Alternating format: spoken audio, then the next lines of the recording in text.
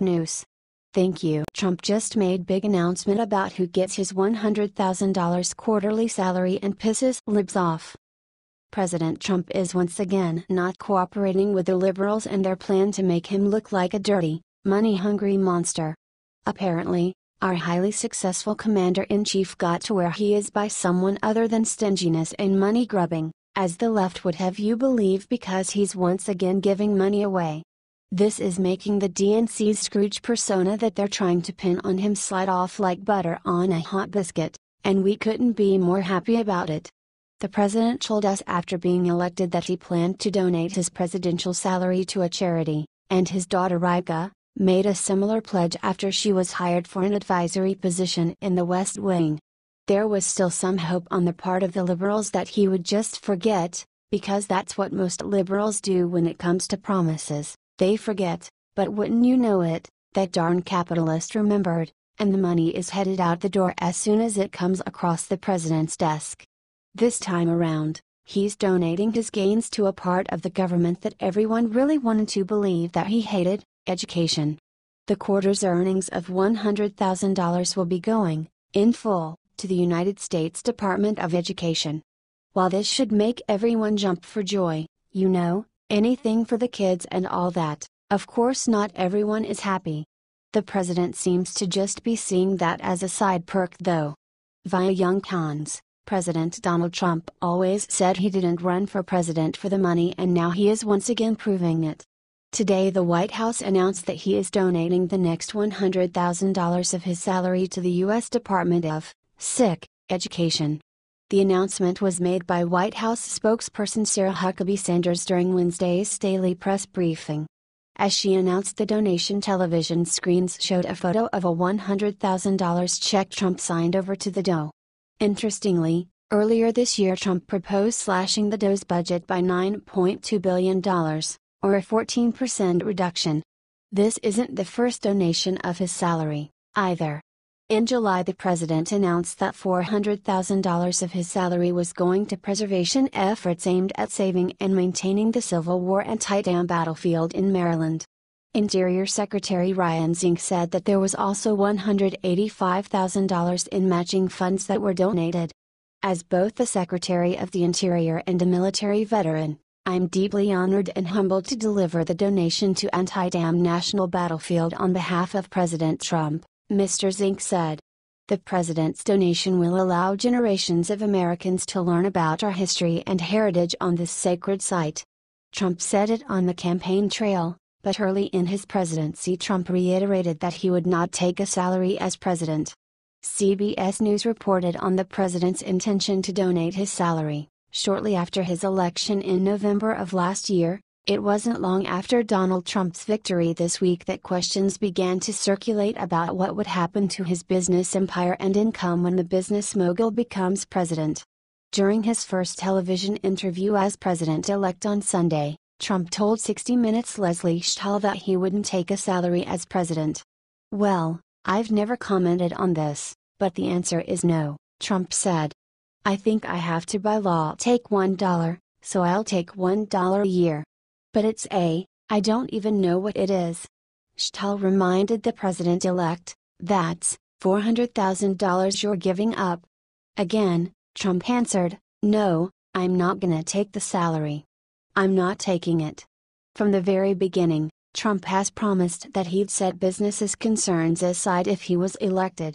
In fact, he told Face the Nation moderator John Dickerson last October that he's been phasing out his role throughout his campaign. "Look, I would cut all ties. I wouldn't care about it," Trump told Dickerson. "My kids will run it. I wouldn't want to expand very much. It wouldn't matter to me. I have a chance at making America great again, that's the whole focus."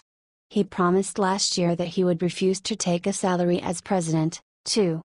During a campaign appearance in Rochester, New Hampshire, last October, the billionaire told a crowd he would not be accepting the $400,000 annual salary if he became president.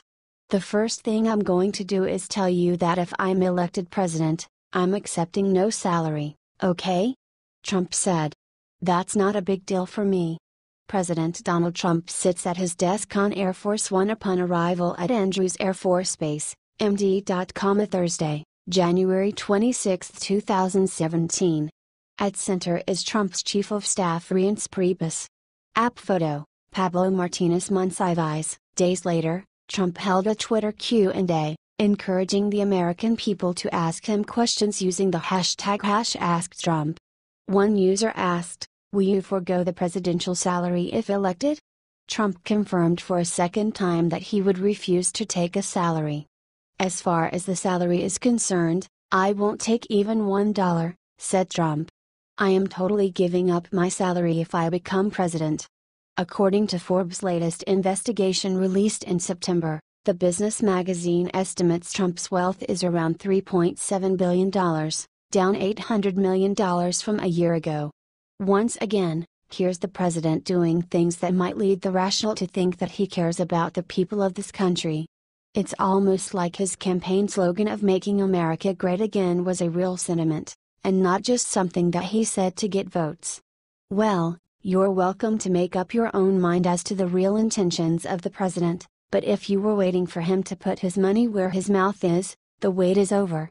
The president is officially in a class potentially only two other presidents who donated their salary to charity. Sorry liberals, if you were waiting to pounce on him, you'll have to wait a bit longer. Turns out he follows through on his promises. Source: Young Cons, CBS. Share if you're glad to have an honest and generous president.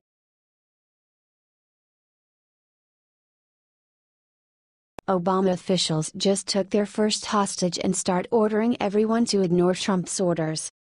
Barack Obama and his cronies are at again, and this time it is open sedition. Ever since Donald Trump was elected as president, the left has looked for any way they could to undermine him.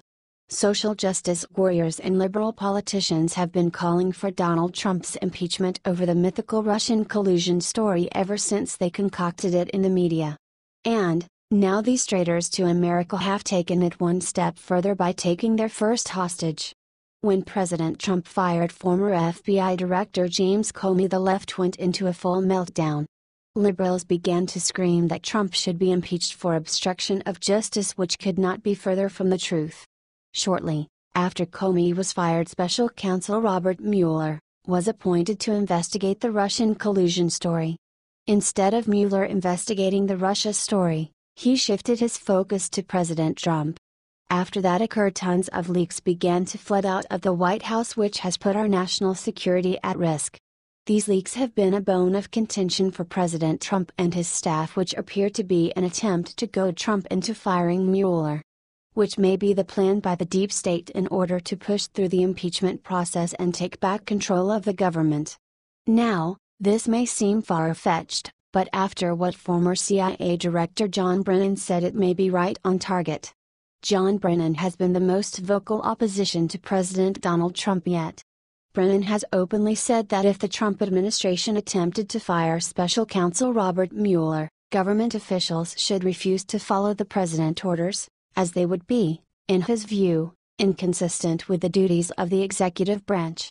Here is more from PJ Media. During a recent appearance at a forum in Aspen, Colorado, former CIA Director John Brennan said that if President Trump moves to fire special counsel Robert Mueller, executive branch officials should refuse to follow the president's orders, effectively calling for mutiny against the president should the occasion arise. "I think it's the obligation of some executive branch officials to refuse to carry out such orders," Brennan told CNN's Wolf Blitzer at the Aspen Security Forum on Friday. Brennan was joined by fellow swamper James Clapper, the former director of national intelligence, who called the appointment of Mueller as special counsel an inspired choice. Both men said they had full confidence in Mueller's investigation of Russian election interference and possible collusion between the Kremlin and the Trump campaign. "They don't come any better," said Brennan. "Nobody better than Bob Mueller, who is a straight shooter and will not be intimidated by anything," Clapper added. Mueller has hired at least 7 Democratic donors to work on his legal team, including one attorney who has reportedly donated $34,000 to Democrats. If he is fired by Mr. Trump or attempted to be fired by Mr. Trump, Brennan continued, I really hope our members of Congress, our elected representatives, are going to stand up and say enough is enough and stop making apologies and excuses for things that are happening that really flout, I think, our system of laws and government. Blitzer reminded Brennan that, as President of the United States, Trump can tell Deputy Attorney General Rod Rosenstein to fire Mueller if he wants. If he's fired, what would you want Congress to do? Blitzer asked.